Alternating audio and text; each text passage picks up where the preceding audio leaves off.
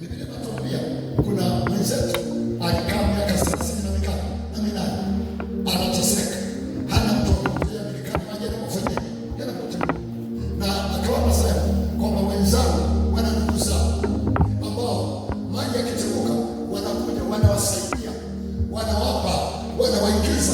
Mimi sina mtu wa kunitia milikani maji yanapofanyika yanapotibuka.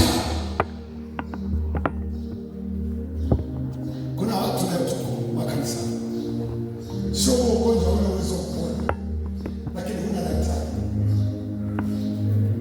Wengine unaambiwa gharama ni kubwa, sio dawa si, lakini gharama ni nini? Ni kubwa, huna uwezo wa kutibiwa. Kuna wengine hata ujui wasia wako.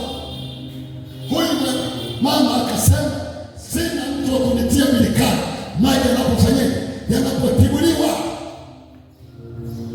Kuna watu tunakufa sio kwa sababu muda wetu wa kufa, lakini hatumekosa watu wa kutupa msaada.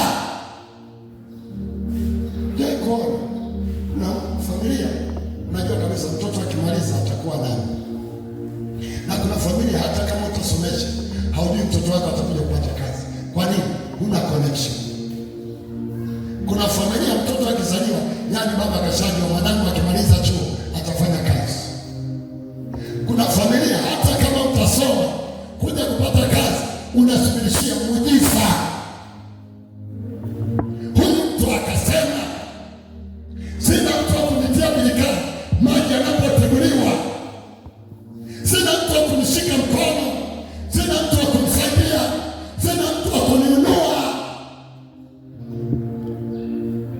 Mimi nakuletea Yesu akuinue tena katika jina la Yesu. Yesu connection yako katika jina la Yesu. Yesu au uponyaji wako katika